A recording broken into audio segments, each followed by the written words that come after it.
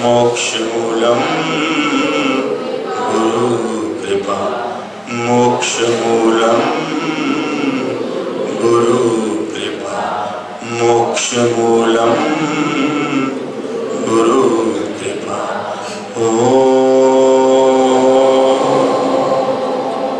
हरिओम। सद्गुरु प्रसाद। गुरु की वाणी, वाणी आकाश में, तुर की वाणी अमृत वाणी। श्रीमद् भगवद गीता अध्याय 8वां, अविनाशी ब्रह्म का मार्ग।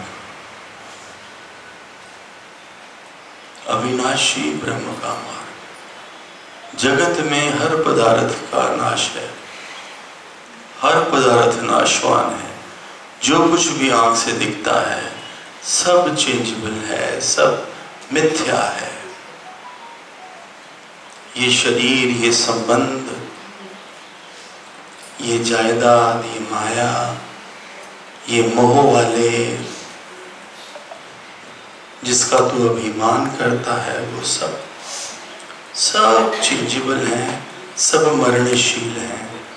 जब ये तेरी काया ही सबसे पहले धोखा देती है तुझे, तो तू और किससे उम्मीद की किरण रखता है? किससे तू उम्मीद रखता है?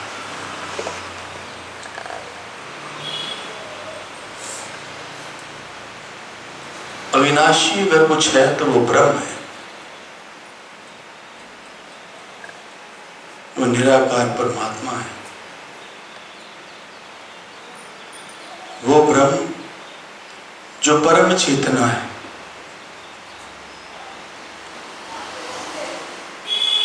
जो पूर्ण शक्ति,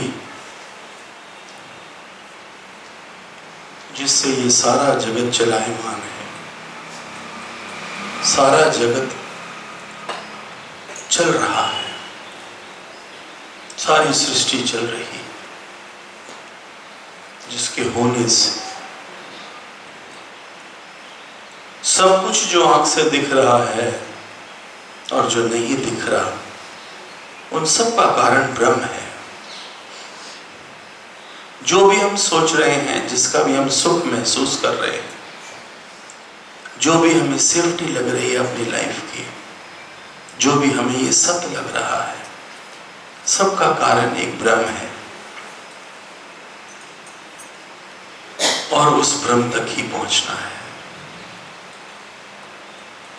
वही जीवन में उस ब्रह्म को सत्य करना है।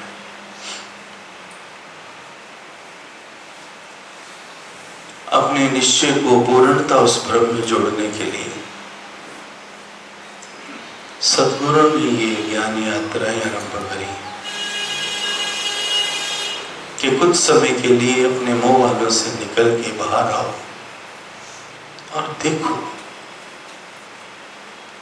जो तुम्हारी मिसकंसेप्शंस थी कि मैं नहीं होएगा तो व्यापार नहीं चलेगा, मैं नहीं होएगा तो घर में कैसे मैनेज होगा, मैं नहीं होएगा तो बच्चे क्या करेंगे।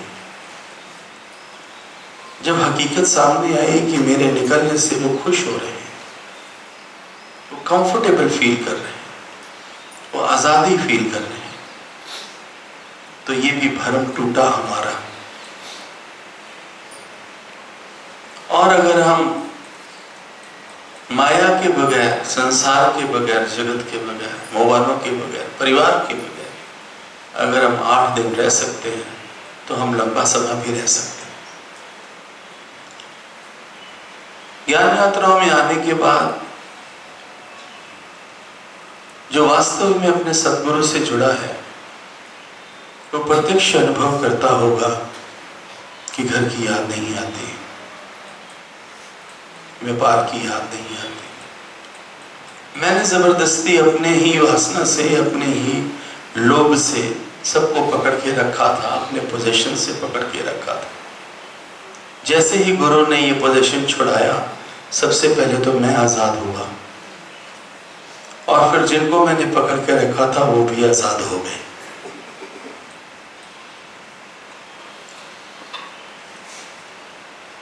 आजादी के लिए ही 1947 का ये जो युद्ध हुआ, उसके बाद ही भारतवर्ष प्रगति कर पाया, उसको अपनी पहचान मिली।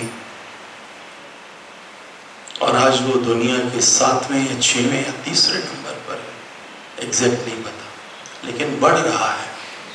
ये आजादी के ही कारण। दुनिया की विश्व की 3री या 4थी शक्ति है आज की डेट में भी, ऐसा मैंने पढ़ा है या सुना है।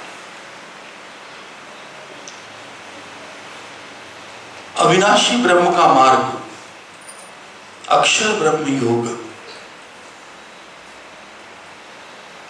एक ब्रह्म ही अक्षर है, बाकी सब नाशवान है।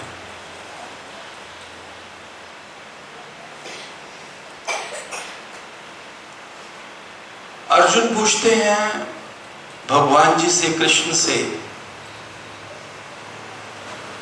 हे कृष्णा, 7वें अध्याय में आपने कुछ शब्द बोले, उन शब्दों का अर्थ आप स्पष्ट करें। अर्जुन भगवान श्री कृष्ण से अनुरोध करते,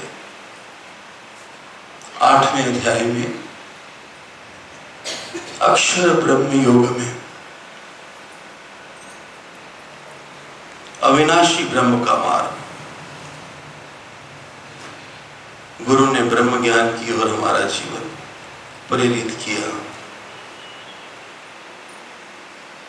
गुरु ने हमको ब्रह्म योग का पाठ पढ़ाया। गुरु ने अपने वचनों से, अपने ज्ञान से हमारे अंदर की कई भ्रांतियां खत्म कर दी, जिससे हम आज कितना रिलैक्स फील करते हैं। आप जागर जगत में बैठ के आओ, आपको समझ आएगी कि गुरु ने आपको कहां ले गया। गुरु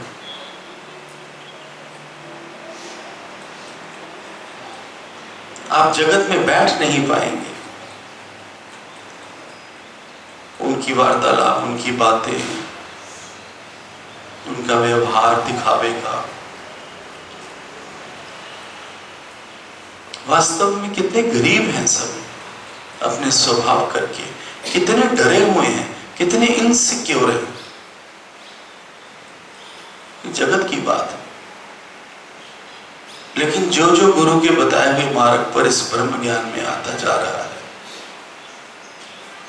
और अपनी श्रद्धा बढ़ाता जा रहा है, धीरे धीरे धीरे धीरे उसका जीवन बड़ा ही हल्का होता जा रहा है।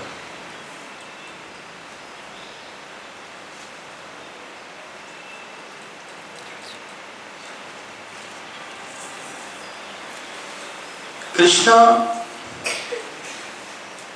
स्पष्ट करें उन शब्दों का अर्थ, सापेक्ष अध्यात्म। सापेक्ष का क्या मतलब है? सापेक्ष किसको कहते हैं?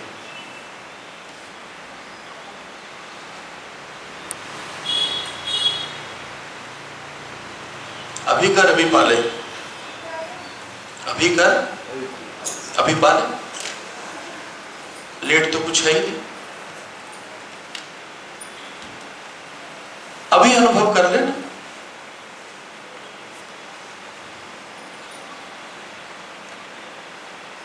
पंद्रह 20 बार और सत्संग होगा अभी इस ज्ञान यात्रा में, कई बार ये बात चलेगी। अभी कर लें और अभी पा लें। सापेक्ष अध्यात्म।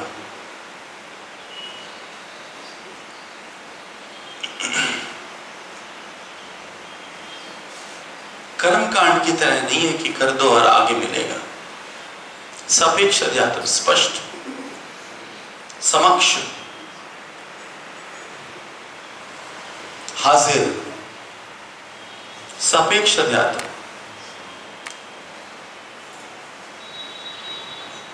अधिभूत,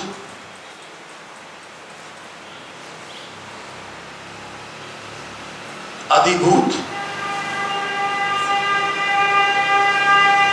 अधिभूत, सभी प्राणियों से सबसे बड़ा प्राणी, भगवान श्री कृष्ण का नारायणी अवतार, अधिभूत, अधि ब्रह्म, अधि योग। आदि मतलब अल्टीमेट, आदि मतलब बियॉन्ड, आदि मतलब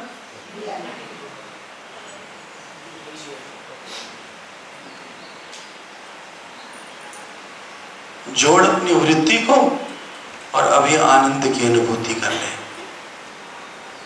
पर वृत्ति को जोड़ तो सही। वृत्ति को जुड़ने में समय है, उस परमात्मा को, उसकी कृपा को, उसके परिणाम को अनुभव करने में कोई देर नहीं। तेरी वृत्तियों का जुड़ने में ही समय लगता है। कहां तेरी वृत्ति जुड़ती है? ब्रह्म में, गुरु में। सुबह बड़ा सुंदर लगा जो वाणी में भगवान जी ने बताया कि थोड़ा ज्ञान, थोड़ा अहंकार, थोड़ा मोह, थोड़ा लोभ, थोड़ी वासना, पूरी श्रद्धा का ना होना, श्रद्धा में थोड़ी सी कमी, सब इसी में ही तो लौट रहे हैं। सबका जीवन इसी में ही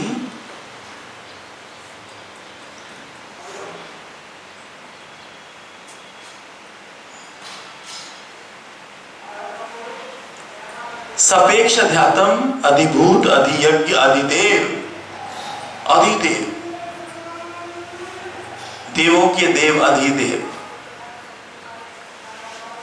ब्रह्म और कर्म, ब्रह्म और कर्म। इन सब के अतिरिक्त, इन शब्दों का अर्थ जानने के अतिरिक्त अर्जुन भगवान जी से एक और प्रश्न पूछता है कि मृत्यु के समय आत्म संयमित पुरुष आपके साथ कैसे एकाकार होता है उसका।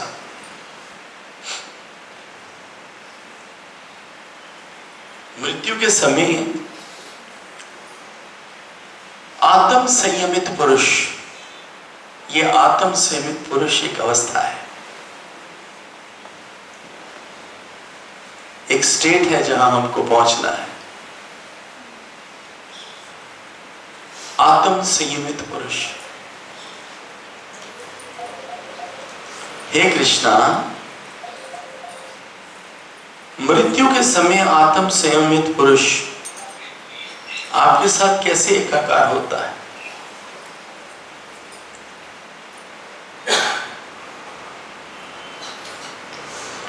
कितना प्रैक्टिकल प्रश्न पूछा है अर्जुन ने भगवान जी से। और सभी इस मार्ग पर चलने वाले जिज्ञासुओं के अंदर में कहीं ना कहीं ये प्रश्न जरूर होता है कि अंत समय जब आवे तो कैसे ये मन पूरा परमात्मा में लगा हुआ होवे। ये अर्जुन भगवान जी से पूछ रहे हैं। और सभी भक्तों का, सभी संतों का,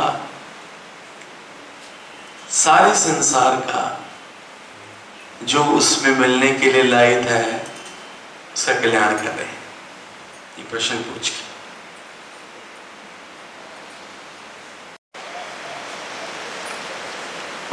लेकिन कौन है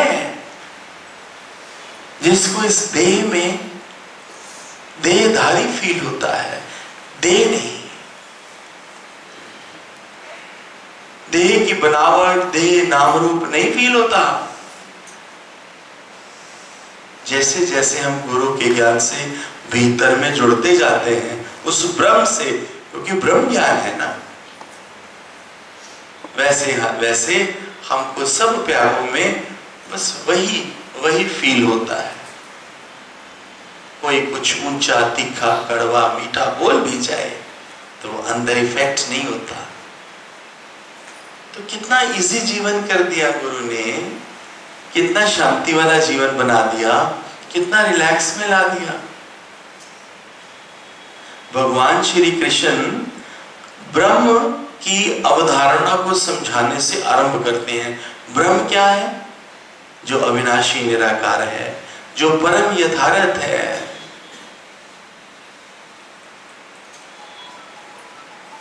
जो अविनाशी है और समय और स्थान और कार्य कारण संबंध की बाधाओं से परे है। समय से परे है, स्थान से परे है और कार्य कारण संबंध की बाधाओं से परे है। कोई उलझाई नहीं है, कोई किंतु परंतु ही नहीं है, कोई हर्डल ही नहीं है विचारों की। एक बार कनेक्ट हो गए तो कोई स्पीड ब्रेकर ही नहीं है, कोई एक्सीडेंट ही नहीं है, कोई कर्व ही नहीं है। फिर तो सीधा सीधा मार्ग है, चढ़ते जाओ चढ़ते जाओ। दिक्कत तो सारी अपने स्वभाव की थी, अपने मन की थी। जैसे गुरु ने ये युक्ति बताई अपने सत्संग के द्वारा, अपने वचनों के द्वारा, और जैसे जैसे जैसे जैसे ये अंदर वाला कनेक्ट होता गया, ये मन जुड़ता गया उस परमात्मा से, वैसे वैसे जीवन की कोई हर्डल ही नहीं रही, कोई चिंता ही नहीं रही। हर चीज समय पर फिक्स हुई पड़ी है। जब उसने होना है, मैं हाय हाय क्यों करूं? ये भी अपनी मर्जी से थोड़ी आ गया जगत में, और ये अपनी मर्जी से जाएगा भी नहीं। तो फिर इसके आगे जो बना रखे हैं इसने, उसकी भी चिंता क्यों करूं? जब वो बैठा धनी साईं, जिसने आज तुझे सही सलामत रखा है, तो क्या वो तेरे वालों को नहीं सही सलामत रखेगा? जरूर रखेगा, बढ़िया ही रखेगा। पर जो गुरु ज्ञान दे रहा है, मेरा धर्म है कि मैं उन वचनों को अपने जीवन में वैसे ही उतारूं। केवल सुनो नहीं, केवल उनका सुख ना लूं, केवल मैं उनका टेस्ट ना करूं, बल्कि जो मेरे गुरु के मुख से जो वचन निकला, मेरा जीवन वैसा हो जाए। तब तो गुरु भी मुझे पसंद करेगा और मैं भी गुरु के साथ फिट बैठता हूं। लेकिन अगर मैं इतना ऊंचा ज्ञान सुनकर अपनी मनमानी में बैठूंगा, तो गुरु भी फिर मुझे पसंद नहीं करेगा और मैं भी गुरु के साथ फिट नहीं बैठ सकता।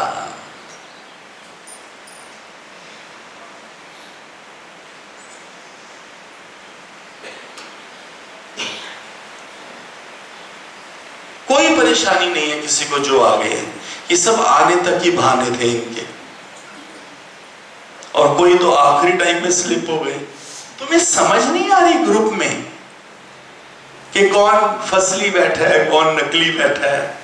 तुम्हें समझ नहीं आ रही? तुम्हें इसलिए नहीं समझ आ रही कि तुम अभी पूरी अच्छे तरीके से असली नहीं हुए, तभी तुम्हें नकली और फसलियों की समझ नहीं आ रही। मुझे तो बखूब समझ आती है। पर फसलियों को कौन बनाएगा? नकलियों को कौन बनाएगा?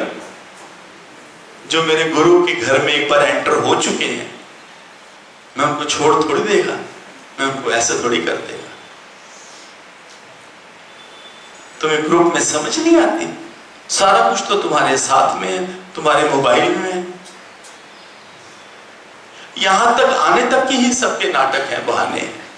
जब यहां आ गए और ज्ञान का अमृत गुरु ने पिलाना शुरू किया, तो फिर यहां की मस्ती में आ जाते हैं।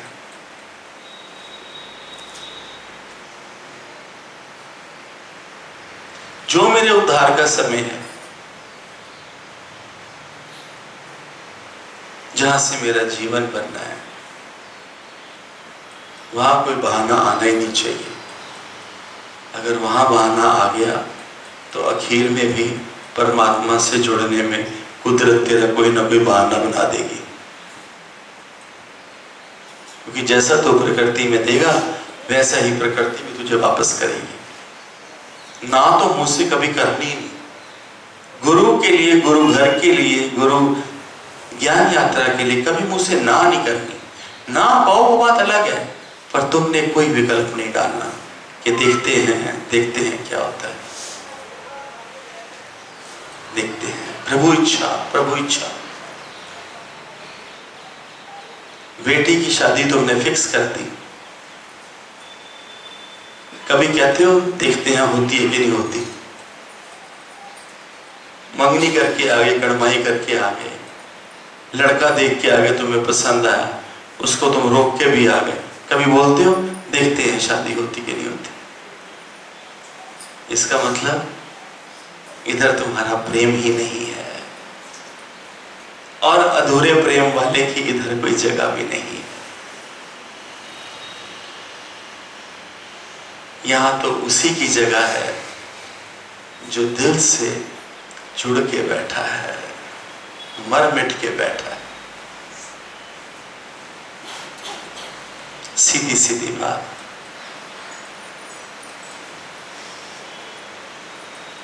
हरिओम।